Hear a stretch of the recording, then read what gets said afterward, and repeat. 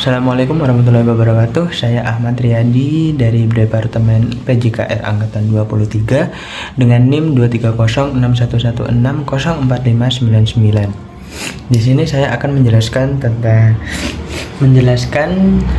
UTS yang saya buat. Maksudnya UTS badminton untuk membuat pertanyaan dan menjelaskan. Saya akan menjelaskan pertanyaan saya dan menjawab soal yang saya buat.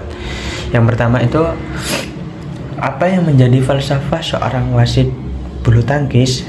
A. Menanyakan apa yang bulu tangkis bisa berikan untuknya. B. Menanyakan apa yang dapat diberikan untuk bulu tangkis. C. Mengutamakan kepentingan pribadi dalam pertandingan. D. Menerima penghargaan sebagai seorang wasit. E. Menerima penghargaan sebagai seorang pelatih. Ini sudah dijelaskan di kode etik. Itu jawabannya B ya.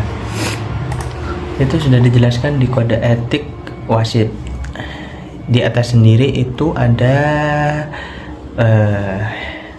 tulisan yang berbunyi, jangan tanyakan apa yang bulu tangkis bisa berikan untukmu, tetapi tanyakan apa yang dapat kau berikan untuk bulu tangkis. Inilah filsafat yang harus dianut seorang wasit bulu tangkis. Kemudian nomor 2, sikap yang harus dimiliki oleh seorang wasit adalah A. Sombong dan arogan. B. Rendah hati dan bersedia melayani pihak yang membutuhkan. C. Selalu berpihak kepada tim kuat. D. Mengabaikan pihak-pihak yang terlibat dalam kejuaraan. E. Sombong dan tidak bersedia melayani pihak yang membutuhkan. Itu jawabannya B ya. Itu ada di kode etik wasit juga yang di poin sikap atau attitude. Seorang wasit harus mempunyai sikap yang baik dan terpuji dalam menghadapi pihak-pihak yang terkait dalam kejuaraan. Tidak boleh bersikap sombong atau arogan, harus mau melayani pihak-pihak yang membutuhkan dengan rendah hati. Kemudian nomor 3, seorang wasit harus memiliki pengetahuan yang cukup tentang peraturan permainan A. Peraturan permainan dan peraturan pertandingan. B. Cara bermain bulu tangkis sebagai atlet profesional. C. Strategi tim dan teknik bermain pemain. D. Sejarah bulu tangkis dunia. Yang E. Profil pemain yang bertanding. Itu jawabannya A ya. Itu sudah dijelaskan di kode etik juga yang poin 2. Itu berpengetahuan yang cukup. Itu bunyinya, seorang wasit harus mempunyai pengetahuan dan pengertian yang cukup tentang peraturan permainan bulu tangkis dan peraturan pertandingan. Kemudian nomor 4, mengapa seorang wasit harus bersikap realistis? A. Agar bisa memenangkan pertandingan. B. Agar bisa semua keputusan didasarkan pada peraturan dan fakta. C. Agar dapat membuat keputusan sesuai dengan permintaan pelatih. D. Agar bisa mengendalikan emosi pemain. E. Agar mengenal lebih dekat dengan pemain. Jawabannya itu ada di jawabannya itu B. Itu ada di kode etik poin 5. Realistis. Seorang wasit harus realistis. Segala keputusan harus berdasarkan berdasarkan peraturan dan fakta yang ada.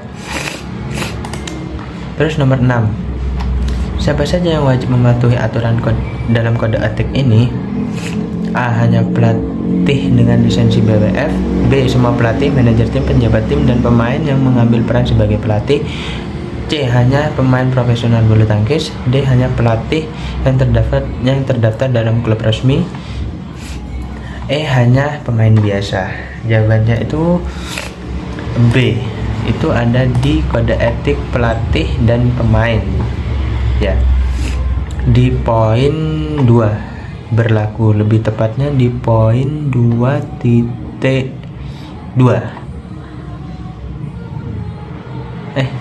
Titik 2. Semua pelatih, manajer tim, penjabat tim, dan pemain yang mengambil peran sebagai pelatih di belakang lapangan di lapangan bermain di BWF Shenzhen Tournaments.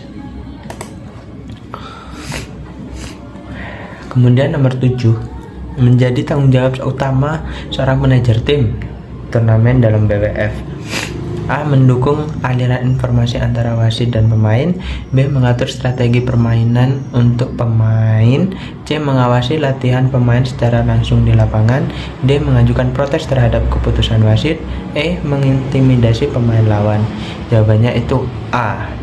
itu ada di poin nomor 4 ini. Ini ada yang lebih tepatnya itu ada di titik 4.1 maksudnya, yang berbunyi mendukung sepenuhnya aliran informasi pada hal-hal teknis antara wasit dan pemain. Nah, itu dia. Kemudian nomor 8. Dalam konteks kode etik, bagaimana seorang pelatih harus bersikap terhadap siswa atau peserta didik? A. Membedakan perlakuan berdasarkan latar belakang pemain. B. Memperlakukan semua siswa dengan rasa hormat, keadilan, dan konsistensi. C.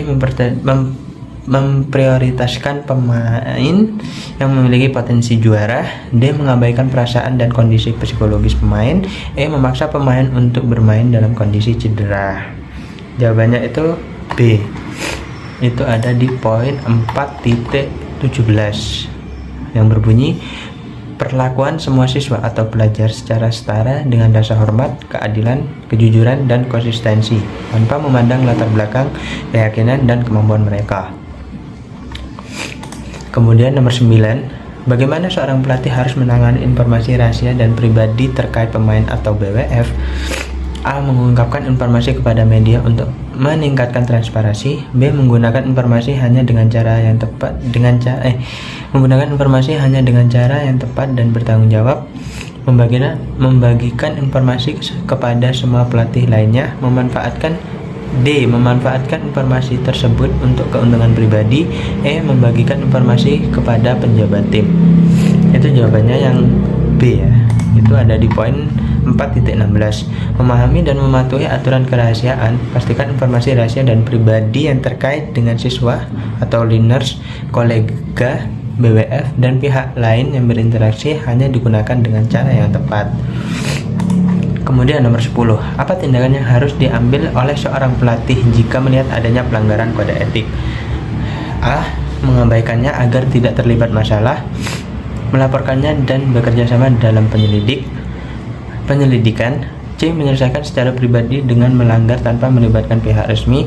D. Memberitahu media sebelum melapor ke BWF. E. Pura-pura tidak terjadi apa-apa. Itu jawabannya B. Itu ada di poin 5.4.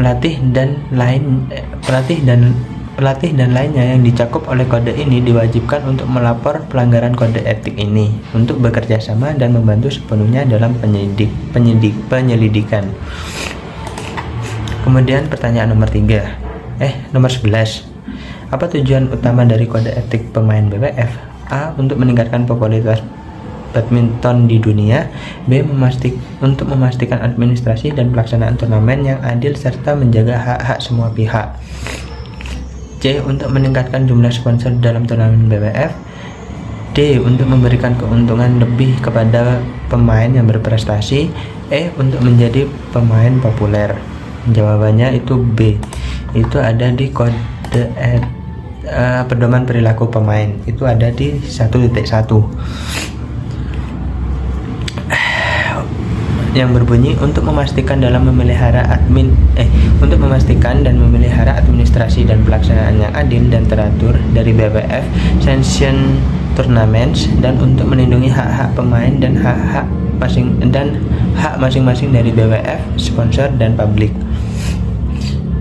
Kemudian nomor 12, apa yang dilarang terkait pengunduran diri dari turnamen? A. Pemain boleh mengundurkan diri kapan saja tanpa alasan. B. Pemain harus memiliki bukti cedera, sakit, atau keadaan darurat untuk mundur. C. Pemain harus mendapatkan izin dari penonton sebelum mundur. D. Pemain boleh mundur tanpa memberitahuan resmi. E. Pemain kabur begitu saja tanpa kejelasan. Itu jawabannya yang B ya. Itu ada di poin 4.1.1.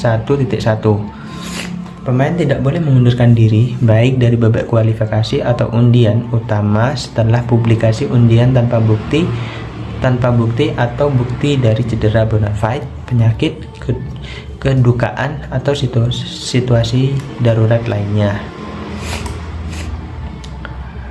Kemudian ada nomor 13 sekarang ya. Apa yang terjadi jika seorang pemain terbukti melakukan pelanggaran serius terhadap hukum pidana suatu negara? A. Tidak akan berdampak pada statusnya sebagai pemain. B. Mendapat dianggap telah berperilaku bertentangan dengan integritas bulu tangkis. C. Pemain tetap diperbolehkan bermain tanpa sanksi. D. Pemain hanya dikenakan denda ringan. E. Pemain boleh bermain di kompetisi tersebut, tetapi tidak boleh bermain di kompetisi selanjutnya. Itu jawabannya B. Itu ada di poin 4.72.